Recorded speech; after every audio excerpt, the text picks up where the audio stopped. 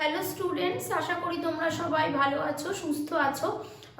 Gen পাসের form fill up জানো তোমরা কমপ্লিট প্রায় হতে চলেছে। এরর কারেকশনের ডেট দিয়ে দিয়েছে যে কি মানে তোমাদের যদি কিছু ভুল হয়ে থাকে সেটা কি করে কারেকশন করবে, সেটা রিলেটেড ভিডিও তোমরা আমার চ্যানেলে পেয়ে যাবে, প্লে লিস্ট চেক করতে পারো এবং আমি আই বাটনও লিঙ্ক দিয়ে দেবো, দেখে নিতে পারো। কারোর যদি এখনও না জানা থাকে যে জেন পাসের কোশ্চেন প্যাটার্নস কীরকম কী চেঞ্জেস এসেছে বা কিভাবে এক্সাম হবে, তো সেগুলো তোমরা দেখতে পারো। অলরেডি ভিডিও কিন্তু করা আছে, তোমরা আই বাটন লিঙ্ক দেখতে পারো, প্লে লিস্ট পেয়ে যাবে, প্লে লিস্টের লিঙ্ক আছে, ওখান থেকে চেক করে নিতে পারো। এবার অনেক স্টুডেন্টস আমাকে দেখছি কমেন্টে মেসেজ করছো কি যে ম্যাম কিছু টিপস দিন, প্রিপারেশন টিপস দিন। তো প্রিপারেশন টিপস দেখো, প্রত্যেকটা ভিডিওই তুমি বলতে পারো প্রিপারেশন টিপস কেন না, এই যে এক্সামের প্যাটার্ন কি হয়েছে সেটাও একটা প্রিপারেশনের মধ্যেই পড়ছে। তুমি কি এক্সাম এবং তার প্যাটার্ন কি আছে সেটা না জানলে তুমি কি প্রিপারেশন নেবে বা কি করে রেডি হবে, ঠিক আছে? বা এমসিকিউ প্র্যাকটিস করা, টাইম টু টাইম সব সিলেবাসগুলোকে ফলো করা, কমপ্লিট করা, এটাই প্রিপারেশন। এবার বিষয়টা কি সেটাকে যদি আমরা সব মানে মেন কি মানে ভাবে পড়বো সেটা যদি দেখতে চাই, তো তাহলে দেখো এটা জানুয়ারি মান্থ, দেন তোমার মে মান্থে এক্সাম। তো আমি যদি জানুয়ারি মান্থটা বাদ দিই তাহলে ফেব্রুয়ারি, মার্চ, এপ্রিল, তিনটে একদম টোটাল মান্থ পাচ্ছ তোমরা। আর এপ্রিল মানে যে মাসে এক্সাম তার আগে কয়েকটা দিন পাচ্ছ। তো বিষয়টা কি না, এখানে অনেক স্টুডেন্ট আছো যারা রিপিটার, মানে রিপিট করছো বা এইচএস পাস করে গেছো, মানে এবছরই প্রথম দিচ্ছ। আর বেশ কিছু স্টুডেন্ট আছো যারা ক্লাস 12-এ পড়ো, এখন তাদের এইচএস এক্সাম আছে, তো তার সাথে সাথেই তোমরা এবছরই অ্যাপিয়ার করবে জেড পাস এক্সামের জন্য বা নিটও এক্সামের জন্য। তো সেখানে বিষয়টা হচ্ছে কীরকম, তাদের মাথায় একটা বোর্ড এক্সামের একটা প্রেশার থাকছে, আর জেন পাস নিট এরকম কম্পিটিটিভ এক্সামসগুলোর প্রিপারেশনের একটা প্রেশার থাকছে। তো সেক্ষেত্রে 12 পোর্শনটা তো তোমাদের কমন হয়ে যাচ্ছে, তো সেটাকে তো আমার মনেই হয় তোমাদের গ্রিপে থাকার কথা 12টা। যদি কোনো স্টুডেন্ট 12টাকেই ভালো করে রেডি এখনো না করে থাকো, তো সেটা অবশ্যই তোমরা ফাঁকি দিয়েছো, সময় আছে এখনো, সেই ফাঁকিটাকে কভার আপ করার চেষ্টা করো, বেশি এফোর্ট দাও। 11th পোর্শনটা সেই জন্যই দেখো আমরা বলি যে যখনই তুমি ক্লাস 10 পাস করলে এবং তুমি 11th-এ ভর্তি হলে, তোমার তখনই ডিসাইড করে নেওয়া উচিত যে আমি নিট, জেন পাস এইরকম কম্পিটিটিভ এক্সামসগুলোর দিকে যাবো কিনা। যদি সেটা হ্যাঁ হয় তাহলে তোমার 11th-টাকে অন্য বন্ধুরা ফাঁকি দিলেও তোমার ফাঁকি দেওয়া উচিত নয়। 11th-এ সবে ক্লাস 10 পাস করেছি, খুব একটা আনন্দের বিষয়, মানে 11th-এ সায়েন্স নিয়ে ভর্তি হয়েছি, তো কিছুদিন খুব না পড়াশোনা করে কেটে যায়, সবারই তাই হয়। এবং সেই জন্য কি 11th-টা ভালো করে না পড়ার ফলে, বিশেষ করে এখন এই কোভিড সিচুয়েশনে যেহেতু এক্সাম না হওয়ার একটা প্রচলিত অবস্থা চলছে আর কি, তো সেই জন্য স্টুডেন্টসরা অনেকেই এটা সুযোগ ইউজ করছো, সেটা ভালোভাবে সেটা খারাপভাবে। কীরকম না, যারা দেখছো যে স্কুল যেতে হচ্ছে না, কারোকে স্কুল যেতে হচ্ছে না, তো বাড়িতে আছো, স্কুল গেলে একটা হিউজ টাইম যায়, স্কুল যাওয়া, স্কুল থেকে ফেরা, স্কুলে যতই ক্লাস হোক না কেন, সেটা কম্পিটিটিভ এক্সাম বেসিস কিন্তু ক্লাস হয় না। স্কুলে গেলে বন্ধুদের সঙ্গে গল্প, খেলাধুলা, সেগুলোর অবশ্যই দরকার আছে, কিন্তু প্রতিদিন সেটা তো আর 11-12-এ করলে হয় না, তাই না? বন্ধুদের সাথে গল্প, খেলাধুলা, রিল্যাক্সেশন অবশ্যই দরকার, কিন্তু সেটা রোজ হয়ে গেলে বা লিমিটেশনের বাইরে চলে গেলে খুবই হার্মফুল 11-12-এর জন্য, এইটুকু আমি বলতে পারি। তো সেক্ষেত্রে তোমাদেরকে স্কুল কলেজ যেতে হচ্ছে না। তোমরা যদি কেউ 12th পাস আউটও হও, অনেক স্টুডেন্টস যারা ধরো পূর্ববর্তী বছরগুলোতে যখন এরকম আমাদের অনলাইন শিক্ষা ব্যবস্থা স্কুল বা কলেজে আমাদের ছিল না, আমাদেরকে স্কুল বা কলেজে অ্যাটেন্ডেন্সের ব্যাপার ছিল, যেতে হতো, ক্লাস করতে হতো, অনেক স্টুডেন্ট কিন্তু কলেজে ভর্তি হয়েও তারা এইগুলোর জন্য প্রিপারেশান নিত। তো তাদেরকে কলেজেও অ্যাটেন্ডেন্স কিছুটা রাখতে হতো, আবার বাড়িতেও পড়াশোনা করতে হতো কম্পিটিটিভ এক্সামসগুলোর জন্য। তো সেই হিসাবে তোমরা অনেকটা বেনিফিট পাচ্ছ, যে সেই সময়টা তোমাদের যাচ্ছে না, তোমাদের স্কুল কলেজ গিয়ে যাতায়াতের সময় নষ্ট হচ্ছে না, বা একটা পিরিয়ড ক্লাস না হলে সে সময় বন্ধুদের সঙ্গে গল্প করে তোমরা সময় কাটানোর সুযোগ পাচ্ছ না, তোমরা বাড়িতে আছো। তো সেটাকে খুব ভালো করে ইউটিলাইজ করো। আর এইচএস পরীক্ষা মাথায় রাখবে, হোক আর না হোক, আর যারা এইচএস পাস করে কলেজে পড়ছো তাদের সেমিস্টারটা অনলাইন হোক বা অফলাইন হোক, যাই হোক না কেন, competitive exams NEET, JEE pass কিন্তু হবে। তাই এইচএস এক্সাম হয়ে যাক, তারপর প্রিপারেশান নেব, এইটা মাথা থেকে সবার আগে সবাই সরিয়ে ফেলো। অনেক স্টুডেন্টসকে আমি দেখছি যে যারা বলছো যে ম্যাম আমি প্রিপারেশান নিতে চাই, আমি চাই ভালোভাবে পড়ে এবারই এক্সাম ক্র্যাক করতে, কিন্তু আমি এখন ক্লাস 12-এ পড়ি, এক্সামটার পর প্রিপারেশান নেবো। তার চেয়ে ভুল আর কিছু নেই। কারণ যারা এখন 12-এ পড়ছো তারা শুধু 12-এরই বইপত্র পড়ছো, কিন্তু কোনো এই কম্পিটিটিভ এক্সাম দুটোই, নিট বা জেন পাস, এই দুটোর জন্যই কথা বলছি, কোনোটাই শুধু 12 নিয়ে হবে না। 11টা কে পড়বে? 12টা হয়ে যাওয়ার পর যেটুকু সময় পাবে তার মধ্যে তুমি ভাবছো 11th পড়ে ফেলবে, তুমি 11-এর বইগুলো খুলে দেখো সব ভুলে গেছো। ঠিক আছে, তো তাই জন্য ওরকম কোনো ব্যাপার নয় যে তুমি এখন যা পড়ছো সেটা তোমার হঠাৎ করে মানে এইচএস এর পর কি খুব বেশি পাওয়ার বেড়ে যাবে যে তুমি ওই কটা দিনের মধ্যে তুমি প্রিভিয়াস ইয়ার সলভ করবে, যা যা ভুলে গেছো প্র্যাকটিস করবে। 12থেরও সব কিছু তোমরা পারবে না, কিছু কিছু জিনিস ঠিক ভুলে যাবে, পারবে না, তো সেটাকেও রিভাইজ করে প্লাস 11th পড়বে, কত কোথায় সময় পাবে? তুমি এখন কিছু রেডি করবে না, আর পরীক্ষা এইচএস এর পরে তখনও দেখবে ভাববে এইচএসটা এক্ষুনি হলো, একটা সপ্তাহ একটু মজা করে নিই, একটু রিল্যাক্স করে নিই, আমার ব্রেনটারও তো রিল্যাক্সেশন দরকার, দেন আমি আবার কম্পিটিটিভটার জন্য দেখবো। এই সব করে সময় নষ্ট করবে, করে নিট বা জেন পাস এক্সামটা দিতে যাবে, দিয়ে হবে না, তখন আবার একটা বছর লস করা, মানে আবার সময় নেওয়া, আবার প্রিপারেশন নেওয়া। তো সেসবের থেকে ভালো নয় কি যে যেটুকু সময় বাকি আছে নিজের মনকে বোঝাও যে আমি কোনোভাবেই, মানে এটুকু অন্তত শিওর হও যে আমি নেগলেক্ট করবো না বিষয়টাকে, আমি এবছর এক্সাম দেবো, সিরিয়াসলি দেবো, নিজের দিক থেকে যতটা সম্ভব 100% এফোর্ট আমি দিচ্ছি, আমি নিজেকে ঠকাচ্ছি না। তুমি বাড়িতে বাবা মা, তুমি তোমার টিচার, সবাইকে ঠকাতে পারো, আমি এই সেন্সে বলতে চাইছি। তুমি বলতেই পারো যে আমি এত প্রেশার, এত পড়া, physics, chemistry, biology, maths, Bangla, English, এত কিছু বোর্ডের আছে, আমি তো পড়ে উঠতে পারছি না, তাই করতে পারছি না, বোর্ডটা একটু হয়ে যাক, খুব ভালো করে পড়বো, এইসব কথা বলে তুমি তোমার মানে পারিপার্শ্বিক লোকজনদেরকে বোঝাতে পারো।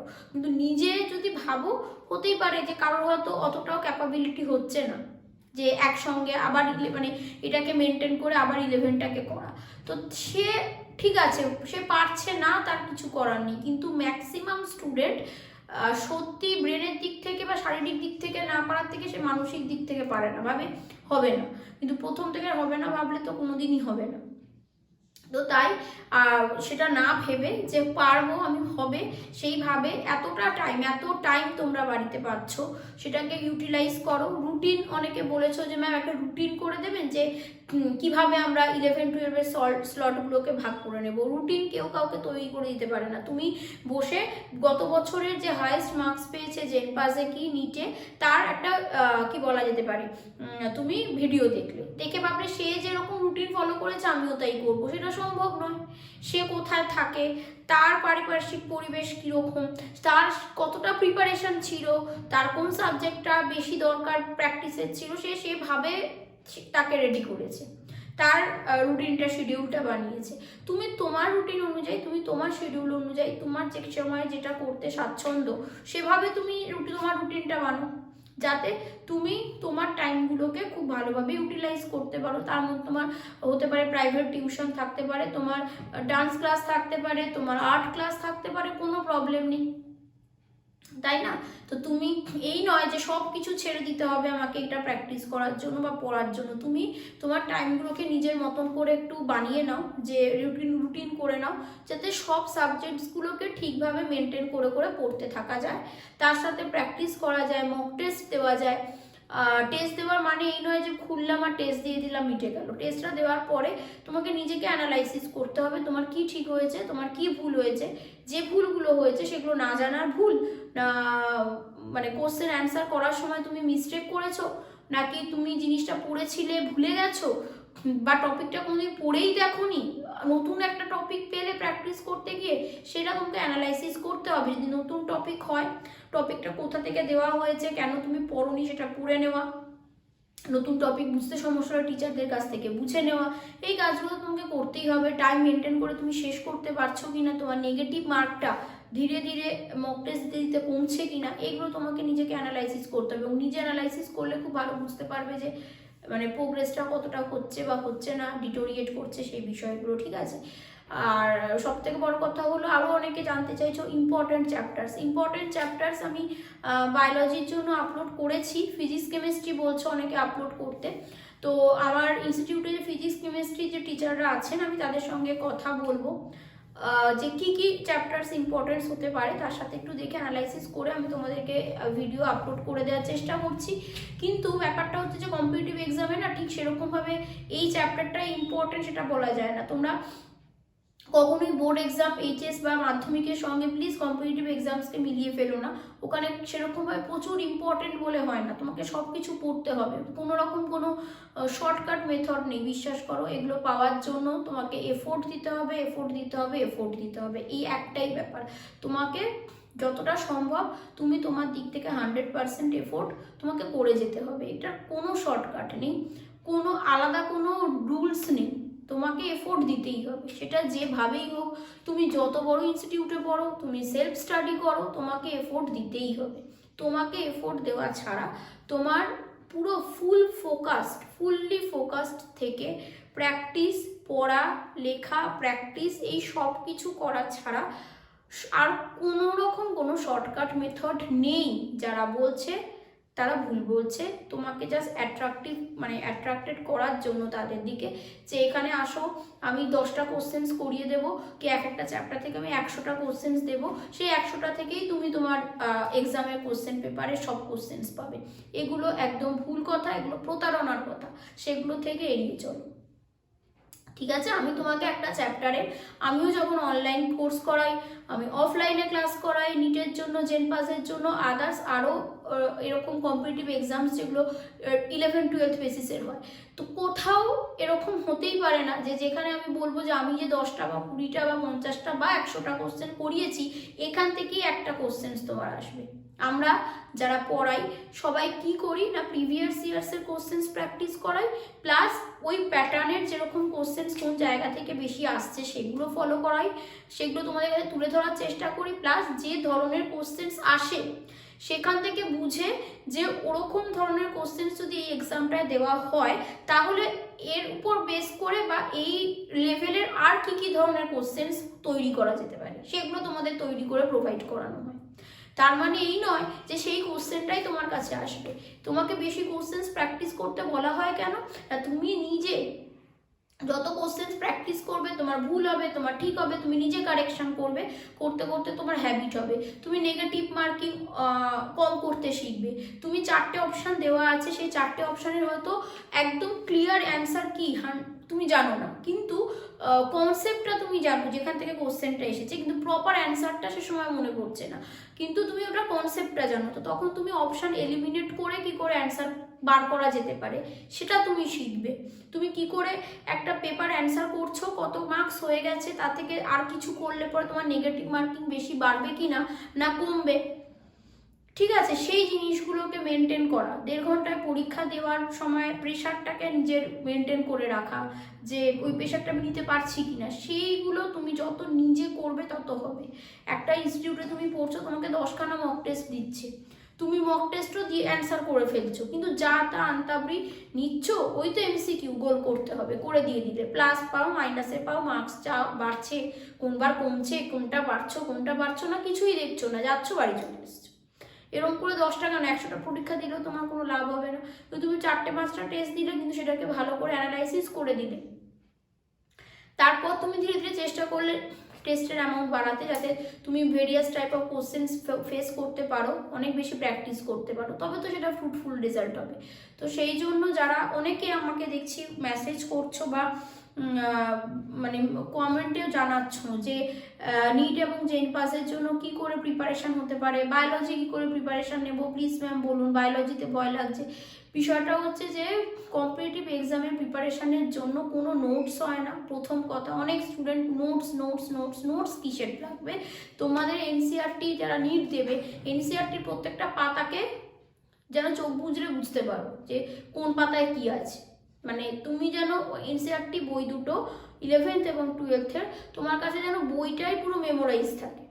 এটা তো করতেই হবে ফার্স্ট অফ অল নিট দিতে গেলে, আর জেনপাস দিতে গেলে এনসিআরটি পড়তেই হবে, তার সাথে আমাদেরকে অবশ্যই ওয়েস্ট বেঙ্গল বোর্ডের বইগুলোকে ফলো করতে হবে, খুব ভালো করে পড়তে হবে। পড়া ছাড়া, প্র্যাকটিস করা ছাড়া, এমসিকিউ প্র্যাকটিস টেস্ট দেওয়া, আমার ভুলগুলোকে রেকগনাইজ করে ঠিক করা, এটা ছাড়া আর কোনো কিছু প্রসিডিওর তোমাকে কিছু করতে পারবে না, কোনো টিচার তোমাকে কিছু করতে পারবে না।